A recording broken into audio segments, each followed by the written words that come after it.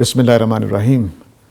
پاکستانیوں کے جو امراض ہیں ان میں آج ہم جس موضوع پہ بات کریں گے وہ یہ ہے کہ اسلام ہمارے لیے صرف باعث فخر ہے، نہ کہ عمل کی چیز ہے، نہ کہ اپنانے کی چیز ہے۔ یہ بھی ایک مرض ہے جو آپ کو جا بجا نظر آئے گا۔ گلی میں، محلے میں، مسجد میں اپنی فضیلتیں بیان کرتے ہوئے، اپنے کارنامے بیان کرتے ہوئے ہم اسلام کو اپنے لیے فخر کی چیز سمجھتے ہیں کہ جی میں مسلمان ہوں، میں محمد صلی اللہ علیہ وسلم کا امتی ہوں۔ یہ بلا شبہ باعث فخر ہو سکتی ہے بات، لیکن اس وقت جب میں نے اس کو اپنا لیا ہو۔ اگر میں نے اسلام کو اپنایا ہی نہیں ہے تو فخر کرنے کی کیا ضرورت ہے؟ تو اس لیے میں نے جملہ بولا ہے کہ صرف باعث فخر رہ گیا ہے، عمل کی چیز نہیں رہا، اپنانے کی چیز نہیں رہا۔ تو چنانچہ میں پچھلے 100 سالوں سے 150 سالوں سے اسی خیال میں مبتلا ہوں کہ میں بہترین ہوں، اور اسلام، مسلمان، محمد صلی اللہ علیہ وسلم، قرآن، اللہ، یہ میرے لیے فخر کی چیزیں ہیں، حالانکہ یہ ہمارے لیے اپنانے کی چیزیں تھیں۔ نبی اکرم صلی اللہ علیہ وسلم کا اسوہ اپنانے والا تھا، آپ کا اخلاق اپنانے کا تھا، آپ نے جو دین دیا ہے وہ اپنانے کا تھا، خدا کے جو احکام تھے وہ اپنانے کے تھے۔ لیکن چونکہ ہم نے ہر چیز کو فخر بنا دیا، ان سب چیزوں کو، تو اب فخر تو میرے پاس ہے، کام کرنے کی کیا ضرورت ہے؟ تو اگر مثال کے طور پر میں نے حکمران بننا ہے تو بس مجھے شیروانی پہن لی تو میں نے کہا میں حکمران بن گیا۔ شیروانی پہننے سے حکمران نہیں بنتا۔ حکمران اس حیثیت کا نام ہے، اس کنٹرول والی طاقت کا نام ہے، اس پاور کا نام ہے جو حکمران کے پاس ہوتی ہے۔ تو اسلام ان افکار کا نام ہے، ان رویوں کا نام ہے، ان احکام کا نام ہے، ان نظریات اور عقائد کا نام ہے جو قرآن و سنت میں لکھے گئے ہیں، بتائے گئے ہیں۔ تو اسلام اپنانے کی چیز ہے، نہ کہ یہ کہ میں اس کی وجہ سے جیسے میری کوئی شناخت ہوتی ہے، میرے سر پہ کوئی پگڑی باندھ دی گئی ہے، اس طرح کی چیز نہیں ہے۔ تو یہ کوئی نشان نہیں ہے عظمت کا، یہ طبی عظمت کا نشان ہے جس کو قرآن مجید نے بیان کیا ہے کہ اکرمکم عند اللہ اتقاکم، اللہ کے نزدیک تمہارے اندر سے وہ زیادہ باعزت ہے جو تقوی والا ہے، نہ کہ صرف نام رکھ لینے سے۔ تو ہم نے جس طرح خاندان ہوتے تھے پرانے زمانے میں، ذاتیں ہوتی تھیں، اسی طرح ہم نے اسلام کو بھی ایک ذات بنا لیا کہ جو اسلام کے اندر ہیں وہ بہترین ہیں، جو اسلام سے باہر ہیں وہ کم ترین ہیں۔ ایسا نہیں ہے۔ اسلام کو اپنانے والے تقوی کے ساتھ، دل کی گہرائیوں کے ساتھ، پورے شعور کے ساتھ، وہ بلا شبہ بہتر انسان ہے۔ وہ اگر فخر کریں، وہ فخر کریں گے نہیں، کیونکہ ان کے اندر عاجزی آ جائے گی۔ تو اس کا مطلب یہ ہوا کہ اسلام جو عاجزی پیدا کر رہا تھا وہ تو اس نے کی نہیں، فخر پیدا کر دی، کیونکہ ہم نے تقوی کی وجہ سے اسلام نہیں اپنایا تھا۔ ہم نے تو نسل در نسل اپنے ماں باپ سے لے لیا اور پھر بڑے ہو کر شعوری طور پر اپنایا ہی نہیں اس کو۔ وگرنہ سچی بات یہ ہے کہ جب آدمی خدا کی بندگی میں آتا ہے تو اس کے اندر عجز پیدا ہوتا ہے، پھر وہ نبی کریم صلی اللہ علیہ وسلم کی طرح عظیم ترین انسان ہونے کے باوجود جب آپ کو کہا جاتا ہے کہ آپ خیر البریہ ہیں تو آگے سے جواب دیتے ہیں میں نہیں ہوں، وہ ابراہیم ہے۔ اور جب آپ کو کہا جاتا ہے کہ آپ خیر النام ہیں تو آپ کہتے ہیں وہ میں نہیں ہوں، یوسف ہے علیہ السلام۔ تو یہ آدمی یہاں پر کھڑا ہوتا ہے، وہ پھر فخر نہیں کرتا، وہ عاجز نظر آتا ہے، وہ جھکا ہوا نظر آتا ہے۔ نبی کریم صلی اللہ علیہ وسلم کی یہ صفت بیان کی جاتی ہے کہ آپ چھوٹے بڑے ہر ایک کی بات اس طرح سے سنتے تھے کہ پورے متوجہ ہو جاتے تھے، پورا رخ اس کی طرف کر لیتے تھے۔ ایسے کبھی آپ نے بات نہیں سنی۔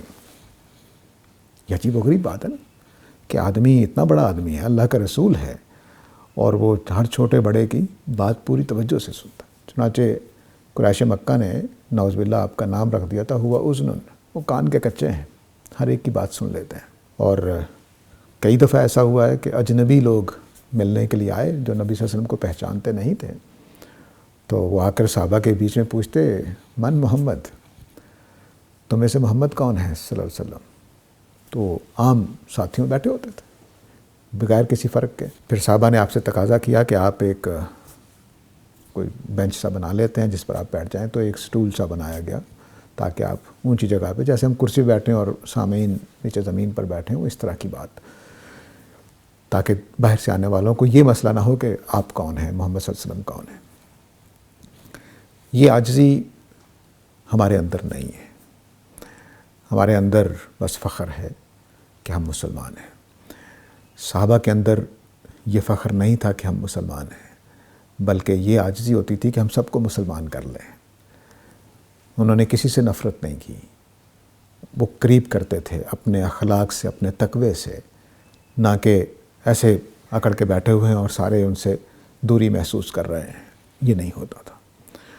اس لیے ہمیں بھی اپنے اندر سے یہ چیز نکالنی ہے کہ اسلام ہمارے فخر کا باعث نہ ہو، بلکہ ہمارے تقوی کا باعث ہو، ہمارے اعمال کو ٹھیک کرنے والا ہو، ہمارے رویوں کو ٹھیک کرنے والا ہو، ہمارے کردار کو درست کرنے والا ہو، ہمارے اندر سے وہ بیماریاں دور کرنے والا ہو جو تقوی کے نہ ہونے کی وجہ سے پیدا ہوتی ہیں اور اسلام کے نہ ہونے کی وجہ سے پیدا ہوتی ہیں۔ ہمارے نظریات سیدھے ہو جائیں، ہماری سوچ سیدھی ہو جائے، ہمارے اقوال سیدھے ہو جائیں۔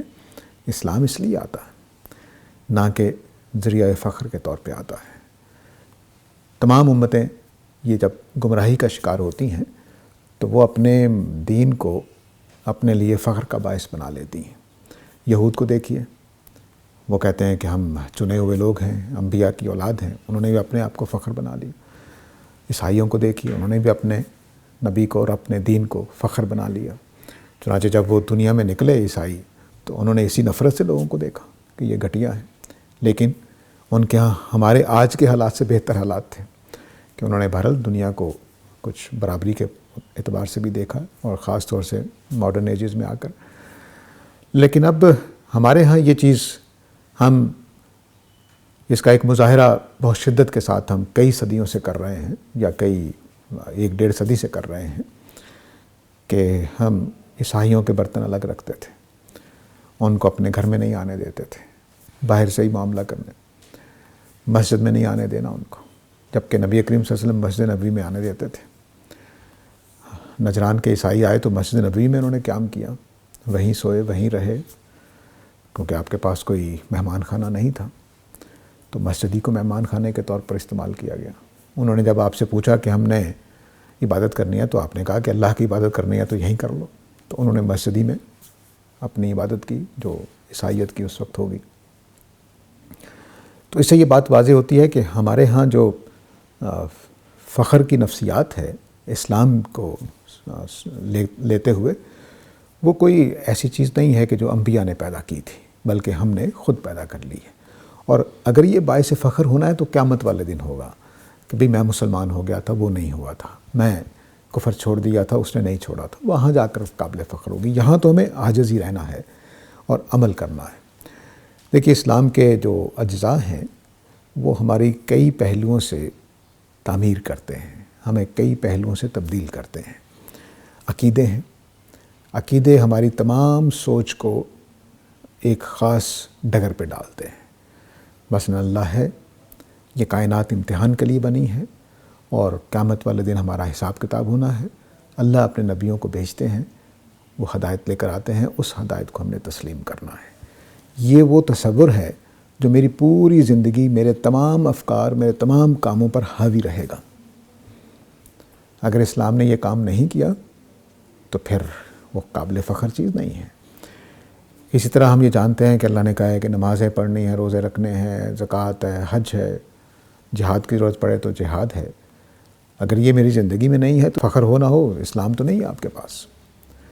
تو اس لیے جو کام کرنے کے تھے، جو اسلام کرنا چاہتا تھا، وہ آپ نے لیے ہی نہیں اس سے۔ آپ نے تو بس یہ کہا کہ میرے ماں باپ مسلمان، فلاں، میرے دادا پردادا، اور میں نبی صلی اللہ علیہ وسلم تک مسلمان ہوں، تو کیا بات ہے، میرے خاندان کی کیا بات ہے، سارے دوزخ میں جائیں گے، میں نہیں جاؤں گا۔ تو یہ فخر کی وہ جگہ ہے جو تقوی سے پیدا نہیں ہوئی ہے، اور اگر کوئی تقوی سے پیدا ہوگی تو وہ عجز کے ساتھ پیدا ہوگی۔ وہ دوسروں کو حقیر نہیں سمجھے گا، دوسروں کو برا نہیں سمجھے گا، بلکہ ان کے قریب جائے گا، ان کو سمجھانے کی کوشش کرے گا، ان کو اپنا دین سکھانے کی کوشش کرے گا۔ اور ہمارے ہاں اس فخر کی وجہ سے کیا ہوتا ہے، ایک اور اس کا جو سائیڈ ایفیکٹ ہے کہہ لیجئے یا بائی پروڈکٹ ہے، وہ یہ ہے کہ میں نے ذرا کوئی غلط بات کی جو آپ کے نظریے کے خلاف ہے، تو میں تو اسلام سے باہر. کیوں؟ کیونکہ اصل میں جو میرا نظریہ ہے وہی بہترین ہے، دوسرے کا نظریہ بہترین نہیں ہے. تو فخر کی نفسیات پھر اس دوئی تک لے جاتی ہے. چنانچہ ہمارے فرقوں کے اندر وہ جو اسلام کا فخر تھا وہ فرقوں میں بھرایا کہ میں دیوبندی ہوں تو بہترین ہوں، میں بریلوی ہوں تو بہترین ہوں، میں اہل حدیث ہوں تو بہترین ہوں، میں شیعہ ہوں تو بہترین ہوں. چنانچہ ان کے درمیان جو پھر کشمکش ہوتی ہے وہ پھر مار داڑ تک پہنچتی ہے، نفرتوں تک پہنچتی ہے، گالیاں دینے تک پہنچتی ہے. میں یونیورسٹی کا نام نہیں لے رہا، میں وہاں پڑھاتا تھا، تو وہاں پہ ہم نے ایک اسلامیات کے جو مدارس سے پڑھے ہوئے طالب علم تھے ان کے ساتھ ہم نے ایک ٹرپ کیا. تو جب واپس آ رہے تھے تو ایک بریلوی نوجوان نے کہا کہ مجھے یہ یقین نہیں آ رہا کہ میں ایک طرف دیوبندی بیٹھے ہوئے ہیں اور ایک طرف اہل حدیث بیٹھے ہوئے ہیں جن کے ساتھ میں ہاتھ ملانا کیا ساتھ بیٹھنا بھی پسند نہیں کرتا تھا. تو یہ کیوں پیدا ہوتا ہے؟ کیونکہ میرا مسلک بہترین ہے، باقی قابل نفرت ہے. تو اسلام اس تفاخر میں ہمیں نہیں ڈالتا، وہ ہمیں ایک اچھا نفیس انسان بناتا ہے، عاجز انسان بناتا ہے، دوسروں کا خیال کرنے والا، دوسروں کا احترام کرنے والا انسان بناتا ہے. اس کے ساتھ ہی اجازت چاہتا ہوں. وآخر دعوانا الحمدللہ رب العالمین.